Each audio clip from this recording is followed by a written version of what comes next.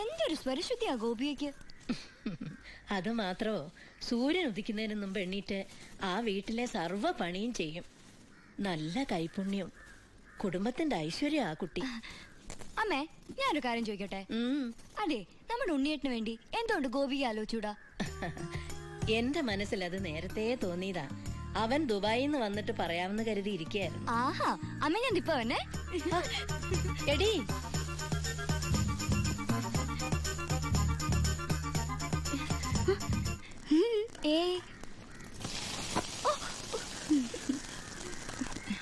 ഗോപിയയ്ക്ക് ഈ നാട് ഇഷ്ടായോ?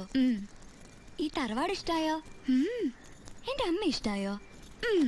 അപ്പ എന്റെ ദുബായ്ക്കാരനേട്ടനെ ഇഷ്ടപ്പെടാണ്ടിരിക്കില്ല. ഞങ്ങൾ ആലോചിക്കാൻ പോവാ. ജാതകം എടുത്തൊന്ന് നോക്കിക്കോ, ചിലപ്പോ വിദേശ യാത്രക്ക് യോഗ ഉണ്ടാവും.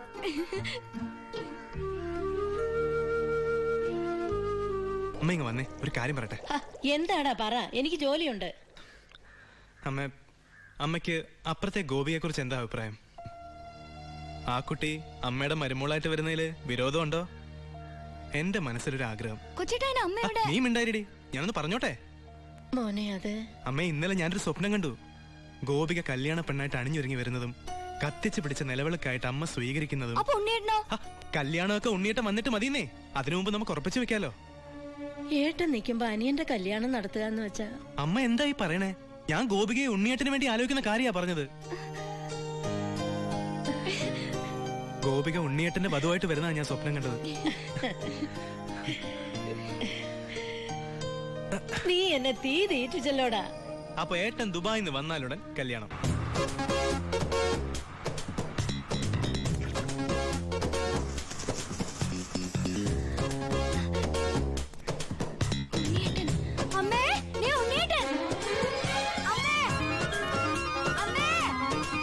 എന്താടി? ഉണ്ണിയേട്ടൻ വന്നു.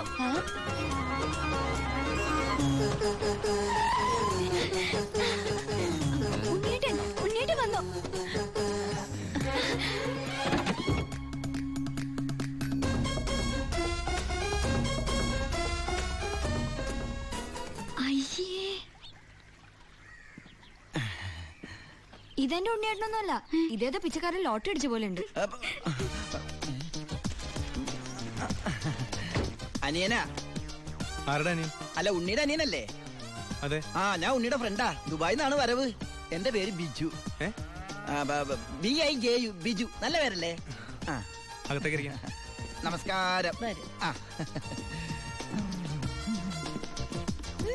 സിസ്റ്റേഴ്സ് ആണല്ലേ? അയ്യോ, ആളെ കണ്ടപ്പോ ഒന്ന് പേടിച്ചുല്ലേ? പേടിക്കണ്ട, എന്റെ ഏട്ടൻ നല്ല സുന്ദരക്കുട്ടപ്പനാ.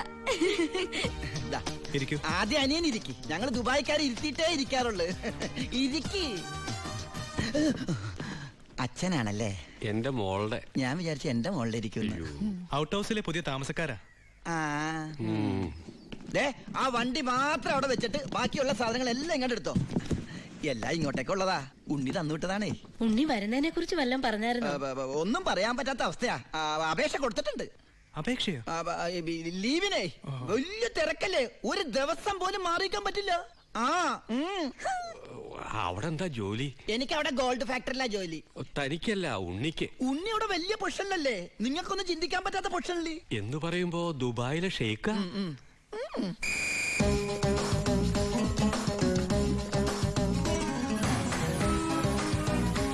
അസ്സലാമലൈക്കും. നല്ല പവറുള്ള ജോലിയാ. ഉണ്ണി ഗവൺമെന്റിന്റെ ഗസ്റ്റ് അല്ലേ? Free quarters, free food, free dress. ഒരു വലിയ കൊട്ടാരത്തിലല്ലേ താമസിക്കുന്നത്? ഗവൺമെന്റിന്റെ വലിയ കൊട്ടാരത്തില്.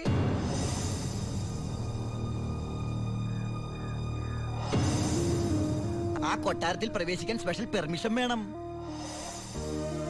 സദാസമയം പോലീസ് പ്രൊട്ടക്ഷൻ. ഉറങ്ങുമ്പോ പോലും പോലീസ് കാവൽ. ക്ഷവരം ചെയ്യാൻ പോലും സർക്കാരിന്റെ ബാല്യക്കാരാ.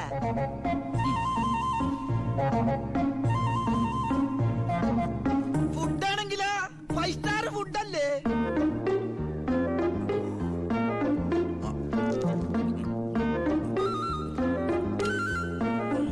ചിക്കൻ വേണോ, മട്ടൻ വേണോ, ഡക്ക് വേണോ?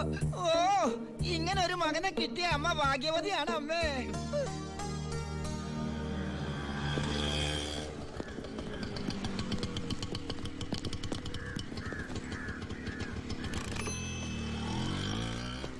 ഒരാള് കേറാനുണ്ടേ. കർത്താവേ, ഒരിക്കലും പുറത്തേക്ക് പോകാൻ ഇടവരുത്തല്ലേ. നമസ്കാരം. ഇവിടെ ഒപ്പിട്.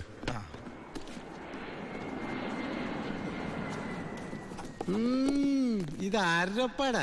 എന്റെ അപ്പന്റെ ഒപ്പ. അപ്പം മരിച്ചപ്പോ എനിക്ക് തന്നതാ. ആ മതി മതി മതി. ഈ സാധനങ്ങളൊക്കെ സ്റ്റോറി കൊണ്ട് ഏൽപ്പിച്ച് ഡ്രസ് മാറി സെല്ലോട്ട്. ഞാനിപ്പ ഡീസന്റ് ആയി സാറേ. ഇതെന്റെ പേഴ്സല്ലേ? അതല്ലേ പറഞ്ഞ ഞാൻ ഡീസന്റ് ആയിരുന്നു. പോണ വഴിക്ക് പോലീസ് പിടിച്ചാ കൊടുക്കാൻ ഒന്നും എന്റെ ഉണ്ടായിരുന്നില്ല. തുറന്നു നോക്കിയപ്പോ അതിന്റെ അകത്തും ഒന്നുമില്ല. ഇപ്പൊ ഇതിനകത്ത് വല്ലതും ഉണ്ടടാ? തുറന്നു നോക്ക്. പറഞ്ഞു, നിന്നെ പോലെ നല്ല കള്ളന്മാർ ഇപ്പൊ ഇല്ല. സാർ എന്നെ പുകട്ടരുത്, ഞാൻ പെരുങ്കള്ളനാകും. അകത്തോട്ട് പോടാ. ആ ഈ പരോള് കഴിഞ്ഞു വന്ന വഴി ഞാൻ മറന്നു.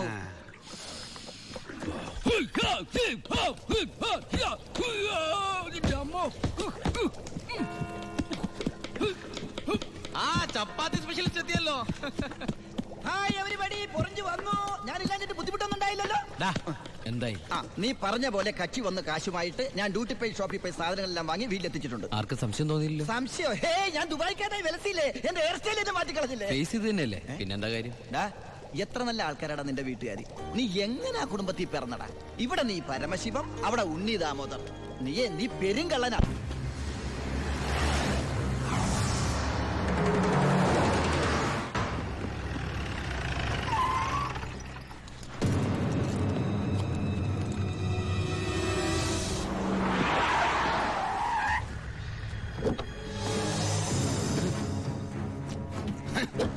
നീ വിഷമിക്കണ്ട മോനെ.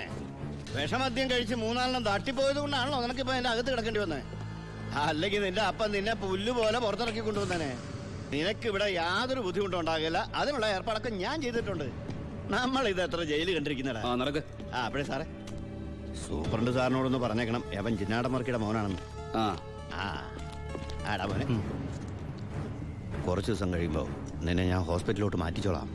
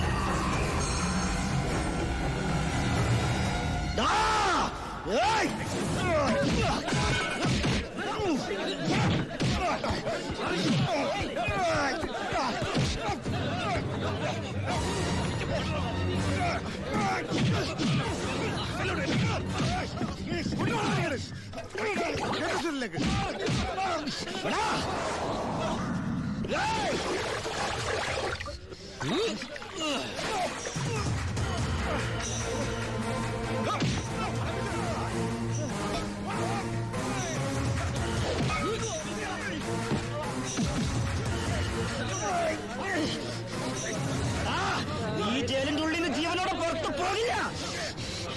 നിന്നെ കൊല്ലും ഞാൻ. നീ കരുതിരുന്നോ? നിന്നെ വിടില്ല, നിന്നെ വിടില്ല.